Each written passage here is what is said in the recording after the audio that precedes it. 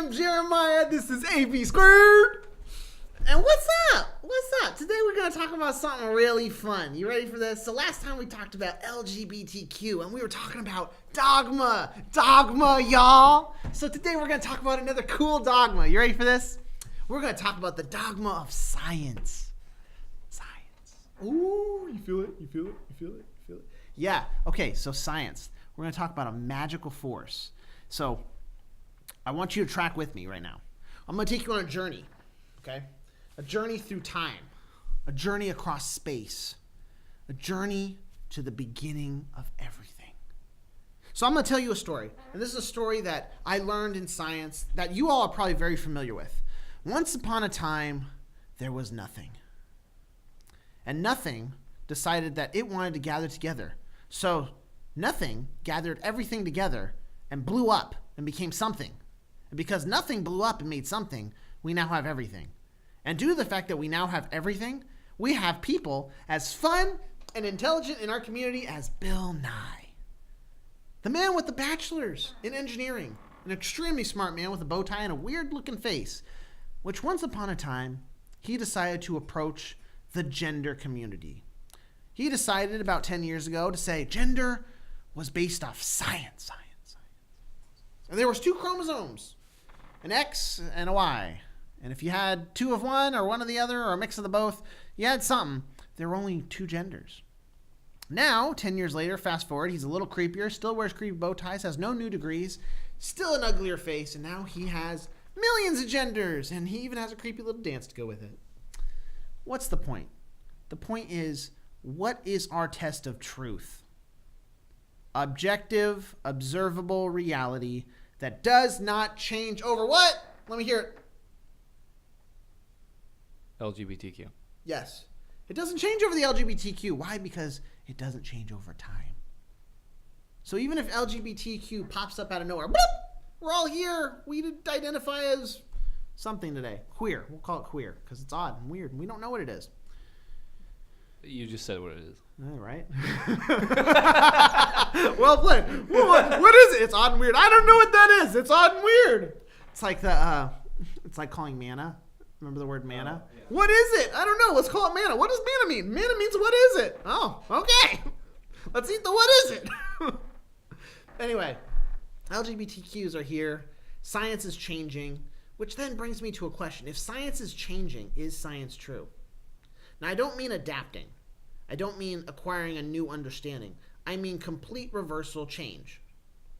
Can you say that science was true and now is true, even if they contradict themselves, right? And so we're touching on pseudoscience, folks. There's a new religion out there, and it calls itself science. Now, a while back, we talked about dogma and pseudoscience, and I gave you a definition, and we explained the scientific method. If you guys don't remember, there'll probably be a link in the description. But the fact of the matter is, modern science, the science that says a mysterious force pulled everything together. And there was nothing, but it pulled it there magically and then blew it up and spread it across the galaxy. And this mysterious force was all-powerful and is all-knowing and holds everything together and it keeps you on that random spinning ball through space. Is it God?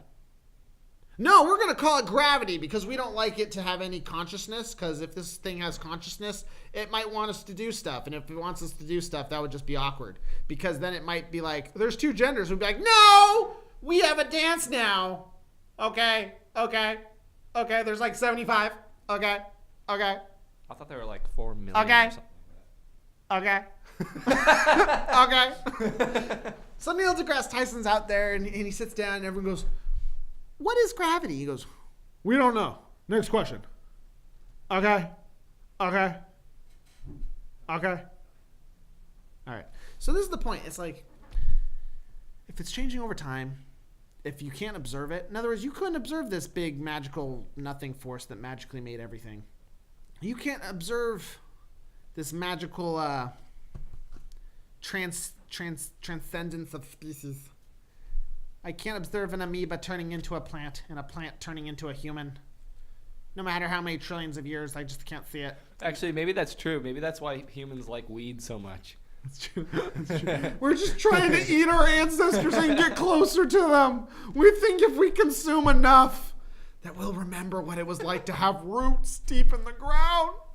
To feel the sun create chloroform, for which we evolved into a completely useless system of consuming food with our mouths. Sorry, you came from plants and protozoa, which could get, power from the sun, but let's throw that out because we don't need that anymore because there's no sun, right? Because some Chernobyl happened and all of a sudden an ice age and there's no sun there either. I tell you what, I was really jealous when I learned of plants.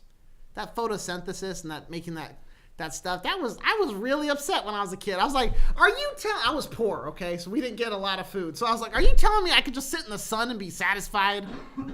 That was a huge moment for me as a kid. That was when I fell in love with science.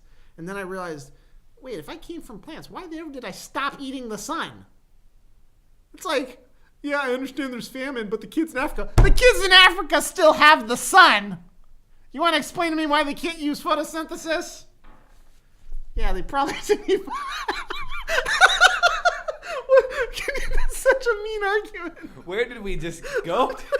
How did we get here? Why are we here?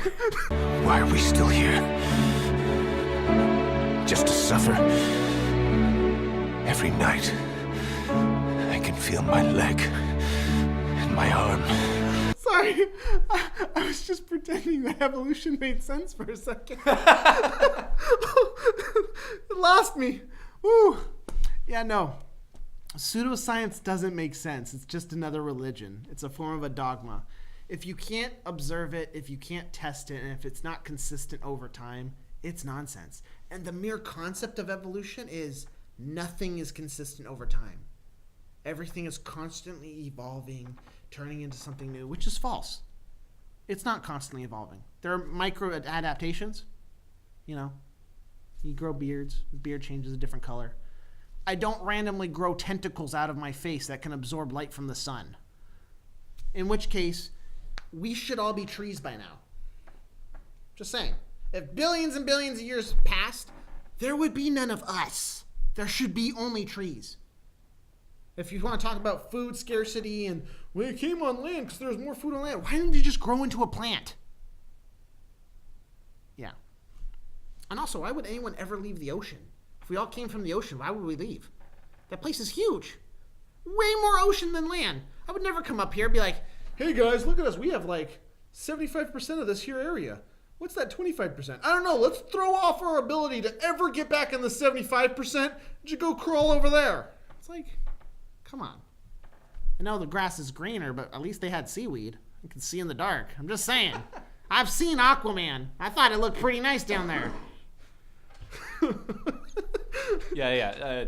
I actually read an article. They didn't. That was not CGI. None of that was CGI. No, it's real. That was all real. Oh, yeah. it was a real life documentary. It was all real. Like they actually found people that can breathe underwater. Oh, it was pretty crazy. cool. It was pretty cool. Oh yeah. Yeah, oh, It wasn't a superhero movie. They're No, hiding it from us. They're calling it a superhero movie. Oh, But it's just a documentary. No, it is really. Yeah. Because it was Bill Nye's wet dream. It was his evolution. He woke up. He's like, oh, I found the missing link. Let's make a documentary. I didn't realize Bill Nye was smart enough to write movies. Neither did I, but apparently he and Steven Spielberg and Neil deGrasse Tyson got together, and all of a sudden, boom, we got Aquaman. Neil deGrasse Tyson is just a star man. Yeah, but Aquaman had to come from somewhere.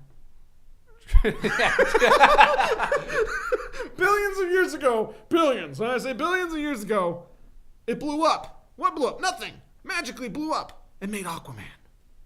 And therefore, Aquaman got tired of swimming and came on land. And then decided he didn't want to breathe underwater anymore. He wanted to breathe in the sun. Then, we don't know what happened because we couldn't figure that out. But we now met Aquaman's race. It's great. They still fight each other with pitchforks. In every advanced society, even though they have better technology than everyone in the world, their governmental systems are still resolved one way, a fight to the death. I like that. It's just, if Atlantis does it, if Wakanda Forever does it, if all the most advanced places in the world fight to the death to decide who their leader is, maybe we should bring it back. A fight to the death. I mean, how much more entertaining would that have been in the last presidential election? Donald Trump versus Hillary Clinton. You got two old people walking around with canes, just beating each other with it. In the ring together. What do they want? Spears or tritons, guys? Pick your weapon. Just imagine, like, Donald Trump just summons, like, demons to, like... and you got Hillary Clinton just, like, faking her death, doing a little seizure so they would run away. No. Hillary would bring up her slaves. Donald Trump would bring in his Hitler and demons, and the slaves and demons would fight, and then we'd be like, but who's gonna kill who? Did we just go full Alex Jones? I think so. I love that guy. He's funny. Why are we still here? Just to suffer? Every night, I can feel my leg. Oh, now I'm banned.